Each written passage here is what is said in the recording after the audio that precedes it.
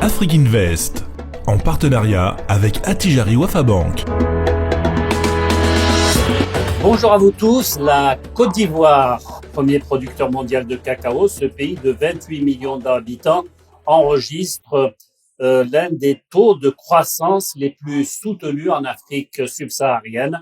En 5 ans, les investissements publics et privés ont fait bondir le PIB réel à 5,4%. Nous sommes avec, depuis Abidjan, avec Madame Solange Amichia, directrice générale du Centre de promotion des investissements en Côte d'Ivoire. Et nous sommes également en présentiel avec Daouda Coulibaly, directeur général de Tijari West Africa. Merci, madame, d'être là, même si éloigné, nous sommes avec vous de cœur. Merci, monsieur Coulibaly. La première question que j'ai envie de poser à tout seigneur, tout honneur, évidemment, c'est à madame Amichia. De quoi, par exemple, en quoi la Côte d'Ivoire se positionne aujourd'hui en véritable hub en matière d'investissement en Afrique? Merci beaucoup pour cette invitation. Je suis très honoré d'être parmi vous. Alors, la Côte d'Ivoire, c'est près de 30 millions d'habitants.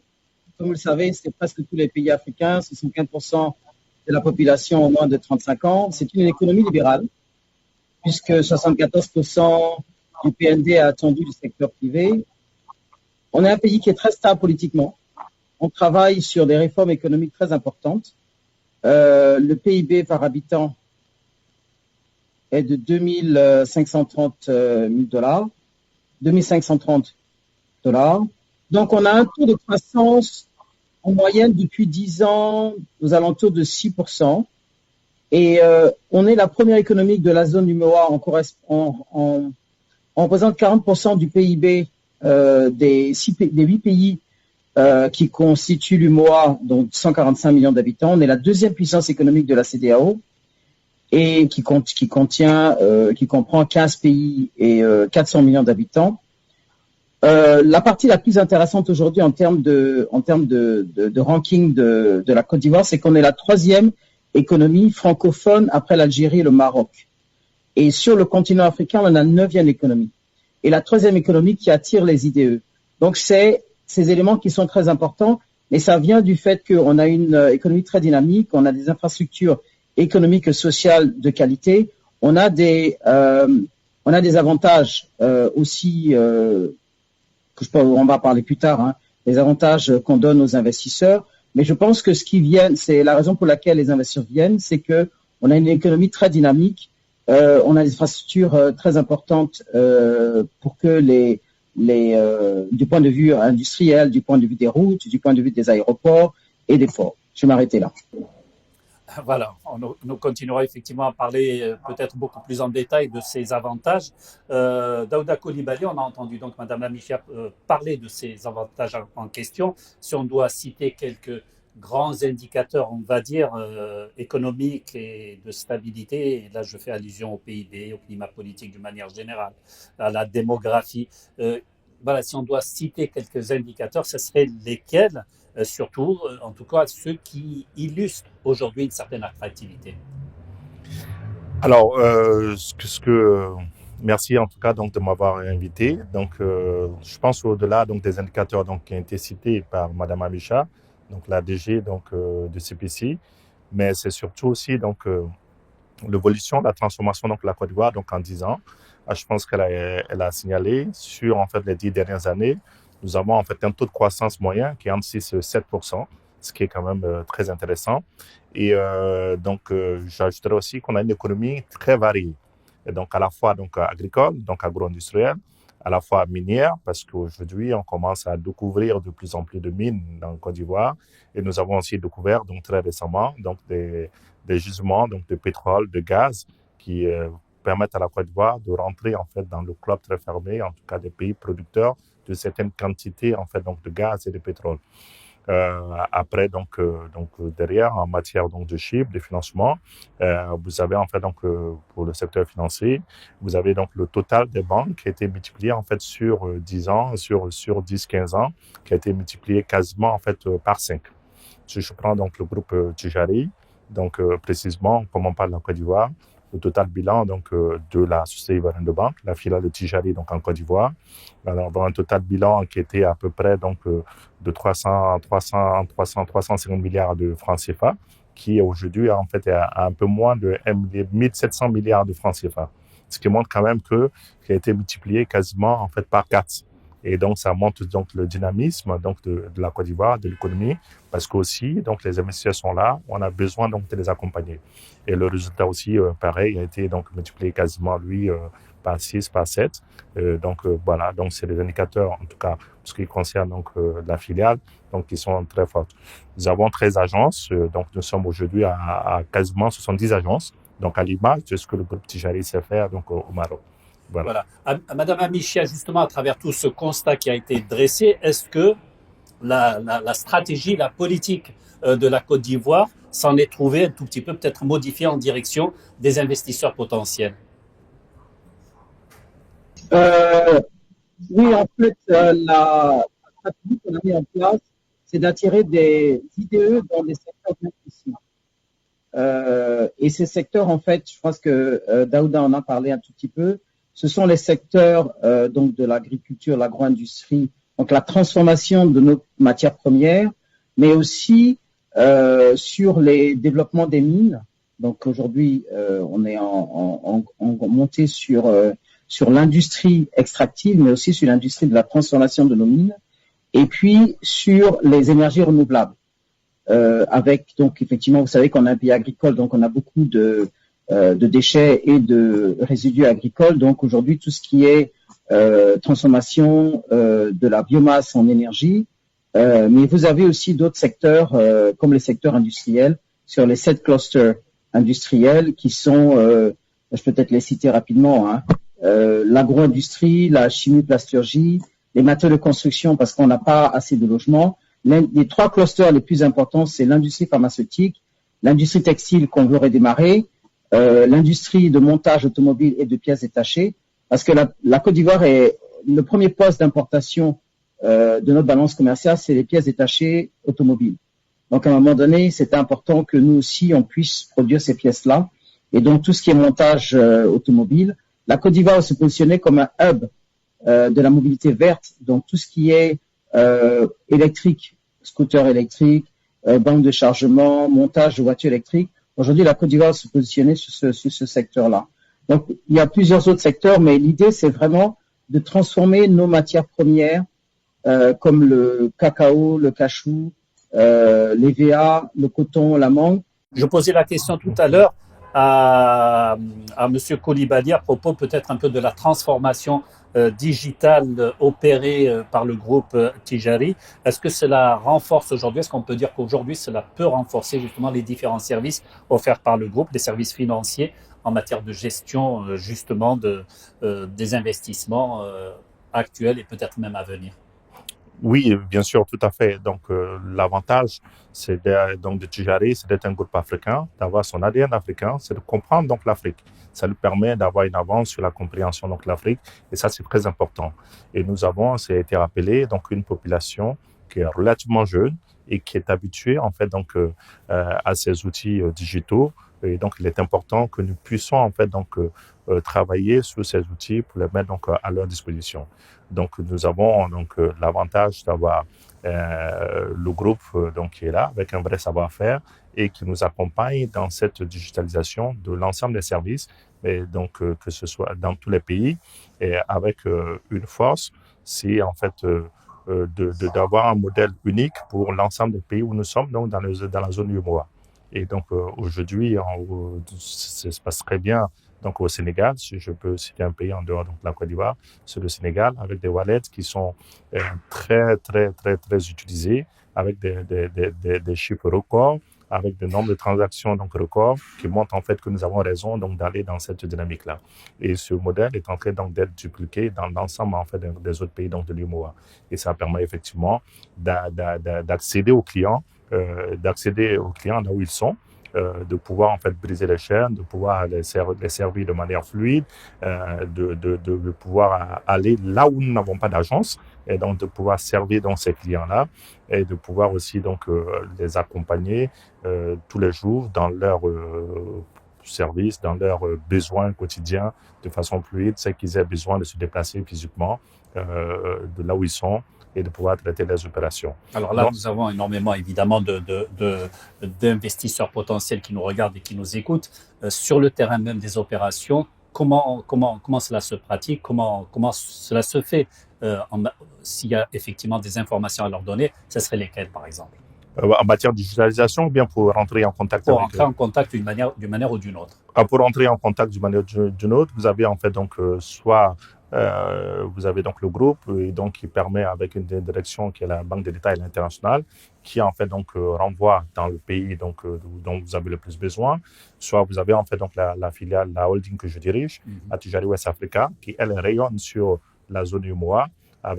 Nous sommes présents dans 7 pays sur les 8 de l'UEMOA. Donc, nous pouvons donc vous accompagner et vous donner des informations à la fois en matière d'investissement, à la fois en matière de financement, en matière aussi de conseil par rapport donc à ces 7 pays-là. Et sinon, après, derrière, vous avez donc par les filiales, précisément, si vous voulez aller donc en Côte d'Ivoire, et nous pouvons donc vous orienter vers la filiale ivoirienne. Et nous avons mis en place une direction, qui est la direction de coverage, qui permet justement aux multinationales de pouvoir avoir des interlocuteurs dédiés et de pouvoir, en fait, de façon globale, pouvoir, en fait, parler de leurs projets, que ce soit en direction de la Côte d'Ivoire, du Cameroun, du Sénégal, du Maroc, ou même de l'Europe, avec des desks qui sont donc implantés en Europe, en Asie, au Moyen-Orient, en Asie et en Afrique, donc justement pour avoir donc une porte d'entrée et qui permettent effectivement de rayonner sur l'ensemble de nos pays donc de présence. Alors, Solange Amichia, on a entendu Monsieur Coulibaly effectivement parler de ces investisseurs potentiels. Il leur a donné quelques conseils justement pour pouvoir mener à bien leur projet en Côte d'Ivoire, mais au niveau peut-être stratégie, au niveau politique et les avantages offerts par l'État ivoirien pour encourager justement l'arrivée de ces capitaux étrangers. Qu'est-ce qui est fait pour opérationnaliser tout cela? Alors, je voulais juste rajouter des éléments importants sur la partie éthique. C'est qu'il faut savoir que effectivement la Côte d'Ivoire est routée en fibre optique sur près de 5200 kilomètres. Et on a, vous savez, une population de moins de 30 millions et on a plus de 29 millions d'abonnés sur l'Internet mobile. Donc ça, c'est un élément important. On a un taux de pénétration de 93% sur l'Internet. On a un taux de couverture, même de la 4G, à 65%. Donc c'est pour vous dire qu'aujourd'hui, en termes d'infrastructure et de télécom, la Côte d'Ivoire est bien desservie. Ça permet effectivement aux entreprises qui veulent s'installer dans l'e-commerce, qui veulent s'installer, le système bancaire, tout est informatisé. Donc, c'est des éléments importants comme ça qui permettent aux entreprises de s'installer en Côte d'Ivoire aussi. Alors, au niveau des avantages, nous, on a le CPC, donc le Code des investissements est logé au CPC. Et le Code d'investissement offre des avantages fiscaux et douaniers. Et l'État de Côte d'Ivoire a décidé que ces avantages en termes d'exonération upfront seront donnés pour les secteurs qu'ils ont considérés comme prioritaires. Donc, les secteurs prioritaires, c'est l'agriculture, l'agro-industrie, l'agroalimentaire, la santé, donc tout ce qui est la santé, donc incluant l'industrie pharmaceutique, mais aussi tout ce qui est hôtellerie, au-delà de 5 milliards de francs CFA ou de 2 milliards si vous êtes à l'intérieur du pays. Alors, il y a un régime qui est un régime de déclaration où vous avez que le montant que vous investissez, vous avez droit simplement à des exonérations fiscales. Mais par contre, si vous êtes une grande entreprise, si vous investissez un minimum de 200 millions de francs CFA, vous avez droit à des avantages. Si vous êtes une PME, vous investissez un minimum de 50 millions, c'est là où vous avez droit à ces avantages d'exonération ou de crédit d'impôt. Alors, effectivement, certains secteurs sont exclus comme la banque et les finances, je suis désolé. C'est vrai que ça paraît bizarre puisque les banques, ce sont celles qui investissent aussi un réseau de branches à l'intérieur du pays avec des infrastructures importantes en télécom, aussi en construction. Mais la banque est exclue du secteur des produits éligibles au code des investissements, ainsi que le commerce. Mais par contre, tout ce qui est manufacturier, pardon? La question que je vous ai posée, vous m'avez parlé justement de l'exclusion des banques, justement de ce système-là. Voilà, je vous ai demandé pourquoi. Ah, c'est ce que je disais en fait. Dans le code des investissements, c'est un code générique qui regarde la valeur ajoutée, c'est-à-dire vous avez un produit de base et vous rapportez de la valeur avant de le vendre. C'est pour ça que le commerce est exclu. Donc la finance et la banque est considérée, même les professions libérales aussi sont exclues. Hein. C'est considéré comme je prends de l'argent, je mets dans le compte, je vous donne. Donc en fait, c'est une transaction commerciale. C'est assimilé à ça. Nous, on s'est un peu battu là-dessus parce qu'on s'est dit que les banques, le fait, comme je disais, qu'elles faisaient des infrastructures et qu'elles se déployaient à l'étranger, à l'intérieur du pays, et qu'elles offraient des services parce qu'elles ont besoin d'installer des infrastructures de télécom et tout, devraient être éligibles, mais pour le moment, c'est pas encore passé. Mais bon. Donc la banque et les finances, tout ce qui est profession libérale et tout ce qui est commerce n'est pas éligible. Donc tout ce qui est industrie, par contre, manufacturier, logistique, formation, agriculture, agro-industrie, la santé, tout ça c'est éligible au code des investissements. On a retiré certaines activités comme par exemple la transformation du bois de première transformation parce que on veut aller un peu plus loin sur par exemple les matériaux de construction dans l'ameublement qui devient important en Côte d'Ivoire. Donc c'est la deuxième et la troisième transformation maintenant qui sont éligibles. On a aussi réduit on n'a même pas réduit, on a retiré des avantages, par exemple le conditionnement de produits importés. C'est quelqu'un qui envoie du truc en vrac comme du lait et qui le met en boîte et qui le vend, il n'y a aucune valeur ajoutée même s'il rajoute quelques vitamines. Donc c'est vraiment ça, tout ce qui est par exemple hangar frigorifique aussi, c'est un service qui aujourd'hui a été retiré. Mais bon, par contre l'entreposage et la location d'entrepôt a été retiré aussi. Donc il a fallu rationaliser notre code, mais il est très ouvert, comme je dis, sur les secteurs prioritaires de l'État, donc tout ce qui est industrie manufacturière, mais aussi l'industrie de l'extraction, c'est-à-dire tout ce qui est minerai, transformation du minerai, tout ce qui est aussi transformation de déchets et détritus agricoles en biomasse et en énergie. Monsieur Coulibaly, en quoi la Côte d'Ivoire serait spécifique, en tout cas au regard peut-être du monde financier, du monde bancaire, par rapport peut-être aux autres pays justement de la région qui pourraient être intéressés par le secteur financier justement, par votre groupe? D'accord. Merci. Je pense que ça a été plus ou moins dit donc dans nos interventions diverses. Hein. Donc la Côte d'Ivoire aujourd'hui c'est la principale économie de l'UEMOA. C'est 40% à peu près du PIB donc de l'UEMOA. Et c'est la deuxième puissance après donc le Nigeria donc dans la CEDEAO. Donc quand vous parlez donc du UEMOA, vous parlez de 140 millions à 150 millions donc d'habitants. Donc en vous installant en Côte d'Ivoire, le cœur battant. Voilà, le cœur battant, vous pouvez en fait donc arroser tous les pays en fait donc qui sont dans l'UEMOA. Et quand on passe à l'échelle de la CEDEAO, on intègre donc le Nigeria, le Ghana et tout ça. Là on passe à un horizon de à peu près 400 millions donc d'habitants. Donc, ça vous donne en fait donc certains avantages, en tout cas pour attaquer un marché qui soit beaucoup plus important. Et ça a été également dit, donc les infrastructures ivoiriennes sont largement, donc c'est pas pour être prétentieux ou en fait une insulte à l'égard des autres pays, mais par rapport donc aux autres pays en matière de port, en matière d'aéroport, en matière de route, en matière donc d'infrastructures ferroviaires. Donc tout ça, ça donne quand même un avantage en fait qui est donc à la Côte d'Ivoire en termes donc de possibilités d'investissement. Et après surtout, donc on a dit, c'est une économie qui est très variée et qui est très dynamique. Et donc, vous avez tous les secteurs qui sont aujourd'hui en croissance. Vous avez beaucoup de pays qui sont orientés sur la production de produits pétroliers. Mais en Côte d'Ivoire, vous avez ça, vous avez le gaz, mais vous avez aussi d'autres activités, d'autres secteurs qui sont aussi intéressants. Premier producteur de cacao, premier producteur de noix de cajou. Donc voilà, donc ça aussi, ça donne l'exemple avec une population qui est bien formée, relativement bien formée et qui est jeune, et qui est à la disposition donc des entrepreneurs.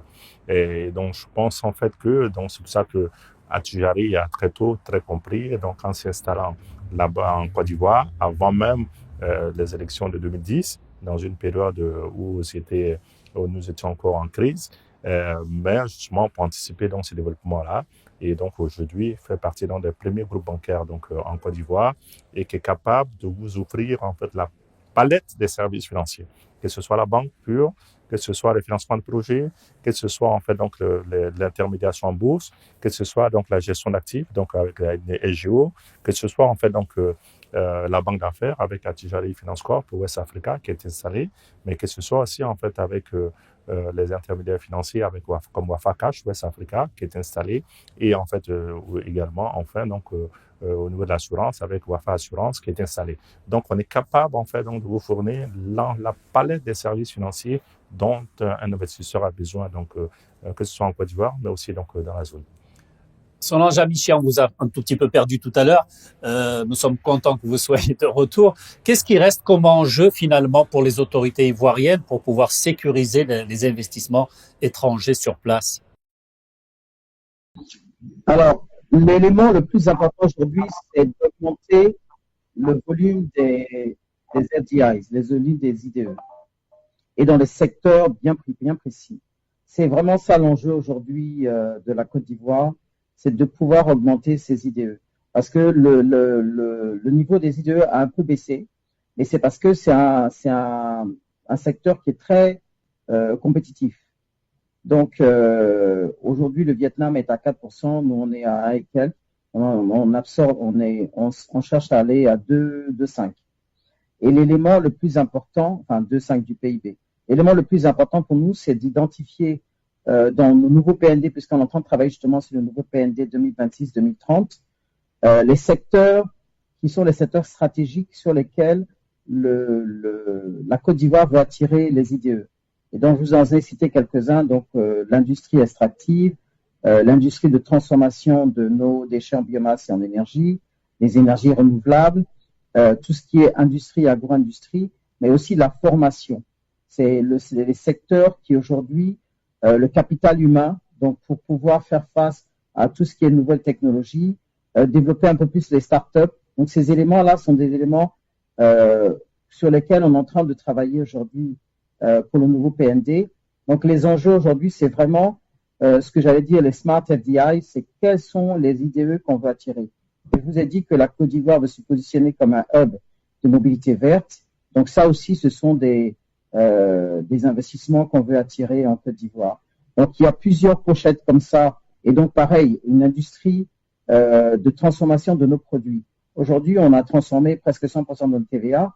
On est à plus de 50% de cacao. On est à plus de 30% du cachou. Donc on essaie d'augmenter en fait ces niveaux de transformation. Mais on va aller un peu plus loin. On veut transformer tout ce qui est riz, tout ce qui est cassava, le manioc, pour faire de l'éthanol aujourd'hui, du biocarburant. Donc, on est vraiment de la chèvre de cachou aussi pour faire du biocarburant. Donc, on est vraiment sur des nouvelles niches, comme je vous ai dit, la transformation du minéral. Mais sur ces niches-là, et c'est vraiment de pouvoir positionner la Côte d'Ivoire sur des secteurs bien précis sur lesquels on a un avantage compétitif comme le cacao, mais aussi où on veut se positionner sur des niches et des secteurs beaucoup plus à valeur technologique. S'il est un appel à lancer en direction des investisseurs marocains, et d'ailleurs c'est le moment, quels seraient peut-être les secteurs sur lesquels vous insisterez justement auprès de ces investisseurs? Quel serait le secteur porteur pour la Côte d'Ivoire? Alors, je dirais l'agriculture, l'agro-industrie, l'agro-food, parce que l'agroalimentaire, le Maroc est extraordinaire. Et tout ce qui est production de semences et d'intrants, donc OCP, est là justement, CP, pardon, est là pour faire des blindes. Ils ont fait des blindes en fait de fertilisants. Donc tout ce qui est production de semences, de légumes et de fruits, tout ce qui est transformation alimentaire, donc vraiment de l'agroalimentaire, le Maroc se positionne vraiment dans un très fort. Et puis je dirais tout ce qui est formation, capital humain.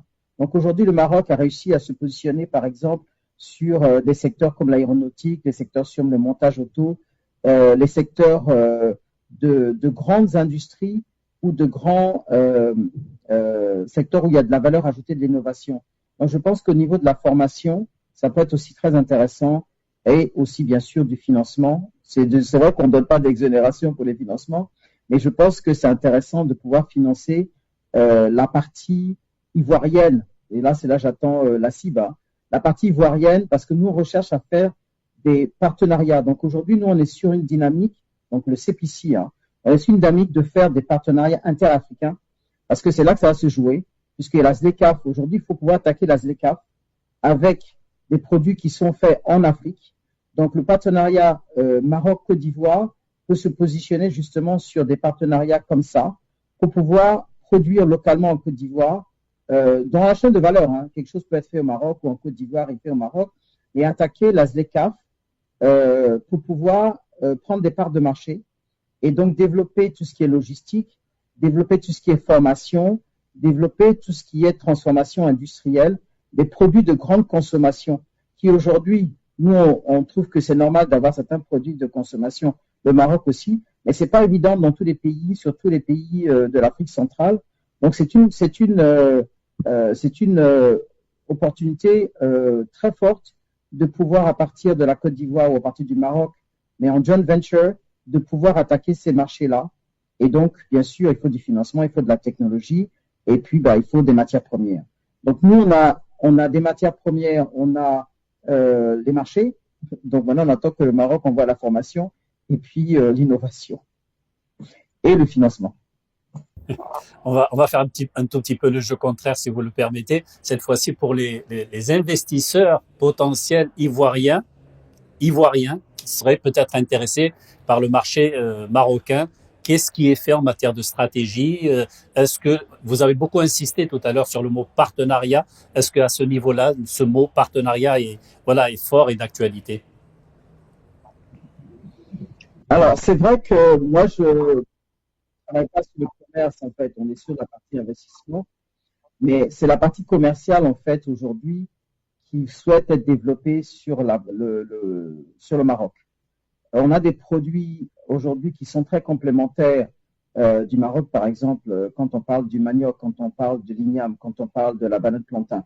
Tout ça, quand vous faites de la farine, ce sont des produits qui sont importants pour la pharmacie, sont importants pour la colle, sont importants pour les denrées des enfants.